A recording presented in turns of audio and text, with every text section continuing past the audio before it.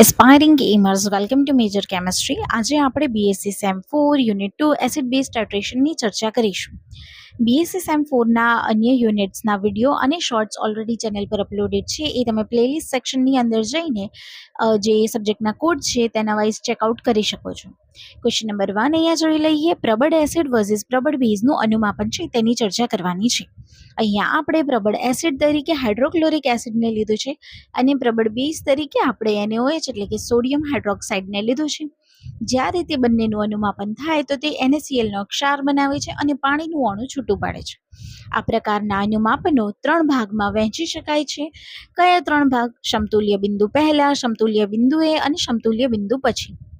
હવે વાત કરીએ આપણે જ્યારે સમતુલ્ય બિંદુ પહેલા હોય તે સમયે મુખ્ય ઘટક જે છે એ HCl પ્લસ NaCl હોય છે અને તે પ્રબળ એસિડ તરીકે વર્તે છે. સમતુલ્ય બિંદુએ વાત કરીએ તો તે સમયે મુખ્ય ઘટક તરીકે NaCl હોય છે અને તે શુદ્ધ દ્રાવક તરીકે વર્તે છે. સમતુલ્ય બિંદુ પછીની વાત કરીએ તો તે સમયે NaCl પ્લસ NaOH હોય છે જે પ્રબળ બેઝ તરીકે વર્તે છે. હવે વાત કરીએ આપણે ઇક્વેશનના ફોર્મની કે સમતુલ્ય બિંદુ પહેલા કેવો જથ્થો હોય છે તેની. તો સમતુલ્ય બિંદુ પહેલા HCl નો જે શરૂઆતનો જથ્થો છે જે ફ્લાસ્કમાં હશે તે 100 ml છે. હવે બ્યુરેટમાંથી આપણે જે NaOH ઉમેરીએ છીએ તે 50 ml હશે અને જ્યારે HCl વર્સિસ NaOH છે એ બંનેનું અહીંયા આપણે અનુમાપન કરીએ છીએ તો HCl નો જે વપરાયેલો જથ્થો છે એ 50 ml બને છે અને તે જ 50 ml જે વપરાયો તે NaCl ને બનાવશે. HCl નો જે બાકી રહેલો જથ્થો છે તે 50 ml HCl બાકી રહી જાય છે. હવે વાત કરીએ આપણે સમતુલ્ય બિંદુએ શું થાય છે. તો સમતુલ્ય બિંદુએ HCl નું સંપૂર્ણ તટસ્થીકરણ થઈ જશે. તટસ્થીકરણ થવાને કારણે H++ OH- છે તે બંને મળીને H2O બનાવે છે. H2O એટલે પાણી બની ગયું. અહીંયા હવે આ જે આયન છે બંને કયા બે આયન છે H+ ને OH- છે એ બંનેના જે આયન છે તે આયોનિક સ્ટ્રેન્થ એટલે કે Kw ને બરાબર થઈ જશે અને તેની વેલ્યુ શું હોય છે 10⁻14 હોય છે. ઓકે, તો હવે આપણે pH ની વાત કરીએ તો H+ ને OH- ના આયન છે તો pH બરાબર આપણી પાસે pH પ્લસ POH હાઇડ્રોજનના અને OH ના બરાબર આપણે 14 આન્સર આવી જશે. હવે સમતુલ્ય બિંદુએ આપણે આ બંને જે છે એમનું તટસ્થીકરણ થઈ રહ્યું છે. બંને આયન્સ જે છે એમની જે સ્ટ્રેન્થ છે એમનું જે કોન્સન્ટ્રેશન છે એ ઇક્વલ છે એટલે આપણે H+ બરાબર OH- છે તેવું લખી શકીએ. બંને એકબીજાને બરાબર છે એટલે અહીંયા આપણે OH- ની જગ્યાએ H+ ને લખી શકીશું. એટલે H+ ગુણ્યા H+ બરાબર 10⁻14 આવો આપણને જવાબ મળી જશે. એટલે અહીંયા H+ નો સ્ક્વેર થઈ ગયો. તો જ્યારે આપણે એક સિંગલ H+ ની વાત કરવી છે તો આ જે 10⁻14 છે એ જે છે એ અંડરરૂટમાં આવી જશે એટલે આપણને H+ બરાબર 10⁻7 મોલર આ વેલ્યુ મળી જશે. હવે આ જે આયનની સ્ટ્રેન્થ છે એના પરથી આપણે pH ફાઇન્ડ કરીએ તો pH બરાબર માઇનસનો લોગ H+ હોય છે એટલે તેના બરાબર માઇનસનો લોગ 10⁻7 થશે એટલે pH બરાબર 7 અહીંયા આપણને મળી જશે. હવે વાત કરીએ આપણે સમતુલ્ય બિંદુ પછી શું થાય છે. તો સમતુલ્ય બિંદુ પછી NaOH નો જે ઉમેરેલો જથ્થો છે એ 110 ml હોય છે. HCl નો જે વપરાયેલો જથ્થો છે એ 100 ml હોય છે એટલે NaOH નો જે વપરાયેલો જથ્થો છે તે 100 ml થશે અને NaCl નો 110 છે એટલે બાકી રહેલો જથ્થો જે NaOH નો છે એ અહીંયા 10 ml થઈ જશે. હવે આપણે આને એક્ઝામ્પલના સ્વરૂપમાં જોઈએ તો એક્ઝામ્પલની અંદર આપણને પૂછ્યું છે કે 100 ml 0.1 normal HCl versus 0.1 normal NaOH નું અનુમાપન જુદા જુદા બિંદુએ pH ની ગણતરી કરો. અલગ અલગ આપણે બિંદુ લેવાના છે અને તે સમયે pH ની ગણતરી કરવાની છે. તો અહીંયા આપણે 4 કેસીસ છે જેની સ્ટડી કરીશું. હવે આપણે પહેલો કેસ જોઈએ. શરૂઆતમાં pH ની ગણતરી કરતા હોઈએ તે સમયે 0 ml NaOH આપણે ઉમેરીએ છીએ તો 0 ml NaOH ઉમેરતા પહેલા આપણે NaOH બિલકુલ નથી ઉમેર્યું તો તે સમયે HCl ની જે સાંદ્રતા છે એ ફક્ત H+ હશે જેના બરાબર 0.1 આપણે લીધું છે ઇઝ ઇક્વલ ટુ 1 × 10⁻⁻1 મોલર થઈ જશે. ઓકે, હવે pH બરાબર આપણે જેવું અહીંયા ઉપર ફાઇન્ડ કર્યું તો તેવી જ રીતે કે માઇનસનો લોગ H+ તો અહીંયા 1 × 10⁻1 જે છે એ તેની સાંદ્રતા આપણી પાસે છે. સાંદ્રતાની વેલ્યુ અહીંયા મૂકીએ એટલે આપણને pH બરાબર 1 મળી જશે. હવે વાત કરીએ આપણે 50 ml 0.1 નોર્મલ NaOH ઉમેરતા એટલે કે 50% તટસ્થીકરણ અહીંયા થઈ ગયું છે. 0.1 બરાબર HCl બરાબર NaOH હોવાથી બંનેની સાંદ્રતા કેવી છે? સરખી થઈ જશે. એટલે 100 ml HCl અને 50 ml NaOH બની જશે. અહીંયા H+ બરાબર 100 - 50 કરીશું આપણે. 100 - 50 ગુણ્યા 0.1 અને અહીંયા જે બંનેની સાંદ્રતા છે તેનો પ્લસ કરી દઈશું એટલે 100 + 50 આપણને મળી જશે. તો 50 ગુણ્યા 0.1 ભાગ્યા 150 એટલે આપણને વેલ્યુ કંઈક આ પ્રમાણે મળશે કે અહીંયા H+ બરાબર 3.33 ગુણ્યા 10⁻² મોલર આપણને મળી જશે. હવે તેનું આપણે pH શોધીએ તો સાંદ્રતા આપણને 3.33 ગુણ્યા 10⁻² મળી છે.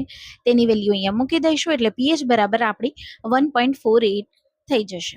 હવે 100 ml 0.1 નોર્મલ NaOH ઉમેરતા તો એ સમયે તટસ્થીકરણ કેટલું થાય છે? 100% તટસ્થીકરણ થઈ જાય છે, જે અહીંયા આપણે જોયું હતું એ જ છે. એટલે H+ બરાબર OH- હોવાથી pH બરાબર 7 થઈ જશે. હવે આગળ વાત કરીએ આપણે 110 ml 0.1 નોર્મલ NaOH ઉમેરતા એટલે કે OH જે છે એ વધારે હોવાથી શું થશે? તો તેની માટે અહીંયા OH- બરાબર આપણે 110 લઈશું. હવે જે વેલ્યુ છે એ આ NaOH ની વધારે છે. 110 - 100 ગુણ્યા 0.1 અને 210 આ બંનેને પ્લસ કરી દઈએ એટલે અહીંયા 210 આવી જશે, જેના બરાબર 1/210 આવું આપણને વેલ્યુ મળી જશે. હવે OH ની વાત કરીએ તો અહીં આપણને OH ની જે સાંદ્રતા છે એ 4.8 × 10⁻³ મોલર મળી જશે. હવે એના પરથી આપણે POH ફાઇન્ડ કરીશું તો POH બરાબર માઇનસનો લોગ OH- થઈ જશે. એટલે આપણે અહીંયા જે OH ની સાંદ્રતા છે તેની વેલ્યુ મૂકી દઈશું.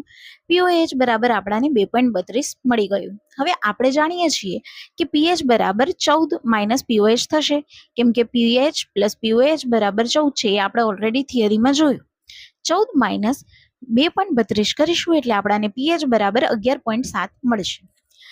હવે આપણે આ એક ટેબલ અહીંયા જોઈ લઈએ, જેની અંદર NaOH નું કેટલું કદ આપણે ઉમેર્યું છે તે અહીંયા લખ્યું છે. 3 નોર્માલિટી આપણે રાખી છે. એક છે 1 નોર્મલ, બીજી છે 0.1 નોર્મલ અને ત્રીજી છે 0.01 નોર્મલ. જ્યારે NaOH નું આપણે 0.0 એટલે કે કોઈ પણ પ્રકારનું NaOH નહીં ઉમેર્યું હોય તે સમયે જે pH મળશે 1 નોર્મલની દ્રાવણની અંદર તો તે સમયે 0.0 હશે. 0.1 નોર્મલ જે દ્રાવણ હશે તેની અંદર 1 હશે pH અને જે 0.01 નોર્મલનું દ્રાવણ હશે તેની અંદર 2 હશે.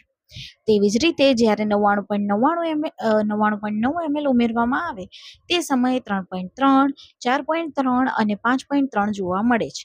100 ml ની વાત કરીએ તો તે સમયે 7, 7 અને 7 જે ત્રણેય જે છે એ ટોટલી ન્યુટ્રલાઇઝડ હોય છે એટલે આપણને pH બરાબર 7 જોવા મળે છે. 100.1 ml ની વાત કરીએ તો 10.7, 9.7 અને 8.7 મળે છે. તો હવે આજે આપણને pH મળી છે એ ત્રણેય pH નો આપણે ડેલ્ટા pH સરેરાશ કાઢી લઈએ તો આપણને 7.4 એકમ, 5.4 એકમ અને 3.4 એકમ મળે છે. આગળ આપણે આ જે અનુમાપન જોયા તેનો આલેખ જોઈ લઈએ તો સમતુલ્ય બિંદુની આસપાસમાં pHના મૂલ્યમાં ઝડપી ફેરફાર થાય છે. જ્યારે આપણે ઇક્વિલિબ્રિયમની પાસે હોઈએ તો તે સમયે pHના જે મૂલ્યો છે તેમાં ઝડપી ફેરફાર થાય છે. તેથી મોટો બ્રેક જોવા મળે છે. એટલે આપણને એક મોટી આ જે લાંબી લાઈન જોવા મળે છે એ મોટો બ્રેક છે અને સાંદ્રતા ઘટતા બ્રેક નાનો થતો જાય છે. એટલે એ પછી આમ એક લાઇનમાં આવવા માંડે છે, એક એલાઇનમેન્ટ જોવા મળી જાય છે. અહીંયા આપણે pHને રિપ્રેઝન્ટ કરી છે 0, 2, 4, 6, 8, 10, 12, 14 અને અહીંયા જે છે એ ઉમેરેલ NaOHના ml લખ્યા છે. બરોબર, અહીંયા આપણે મેન્શન નથી કર્યું કે કેટલા કેટલા ml કર્યા છે. એ તમે આગળ જે જોયું એના પરથી પણ કરી શકો છો. અને ટુ બી પ્રિસાઇઝ તમારે લખવું જ ના જોઈએ, બિકોઝ એનાથી કેવું થશે કે તમે આ ડ્રો કરશો ને તો તમારે પોઈન્ટ્સ માપે લાવવા પડશે, જે શક્ય નહીં બને. એની જગ્યાએ તમે આને એઝ અ ફિગર કન્સિડર કરો અને તમારે આવી રીતનું એક બ્રેક, આ જે કર્વ છે એ એક્ઝેક્ટ બતાવી દેવાનું અને ત્રણેય જે આપણે લીધા હતા 1 નોર્મલ, 0.1 નોર્મલ અને 0.01 નોર્મલ એ ત્રણેયને દર્શાવી દેવાનું. આગળ આપણે અનુમાપન આલેખ અને સાંદ્રતાની અસર જોઈ લઈએ તો તેની માટે અહીંયા આપણે કહ્યું છે કે એનેલાઇટ અને અનુમાપક એમ બંનેની સાંદ્રતા અનુમાપન આલેખના શેપ એટલે કે આકારને અસર કરે છે. તો હવે દ્રાવણની જે સાંદ્રતા છે એ આપણે અહીંયા 1 નોર્મલ, 0.1 નોર્મલ અને 0.01 નોર્મલ લીધી છે, અને પીએચ વિસ્તારે રંગ પરિવર્તન અને સૂચકના નામ આપણે આપ્યા છે. તો જ્યારે આપણા દ્રાવણની સાંદ્રતા 1 નોર્મલ હશે અને પીએચ વિસ્તાર એટલે કે આપણી જે પીએચ છે એ 3.3 થી 10.7ની વચ્ચે હશે, તો તે સમયે આપણે જે સૂચક ઉમેરીશું એ ફિનોક્થેલિન અને મિથાઇલ ઓરેન્જ હશે. 0.1 નોર્મલ હશે તો તે સમયે જો પીએચ આપણી 4.3 થી 9.7 હશે, તો તેની અંદર આપણે મિથાઇલ રેડ, મિથાઇલ ઓરેન્જ અને ફિનોક્થેલિન ઉમેરીશું. 0.01 નોર્મલ છે અને પીએચ આપણી 5.3 થી 8.7ની વચ્ચે છે, તો આપણે મિથાઇલ રેડ અને ફિનોક્થેલિન ઉમેરીશું. આ જે ટેબલ છે એ આ આન્સરની સાથે સાથે તમારી જે વાઇવા થાય છે પ્રેક્ટિકલ્સના સમયે એની અંદર પણ ઉપયોગી રહેશે. હોપ સો કે તમને આ ક્વેશ્ચન સમજ પડી ગઈ હશે અને તમે નોટ્સ બનાવવાની સ્ટાર્ટ કરી દીધી હશે. All the best for your exam. C you in the next video. Thank you.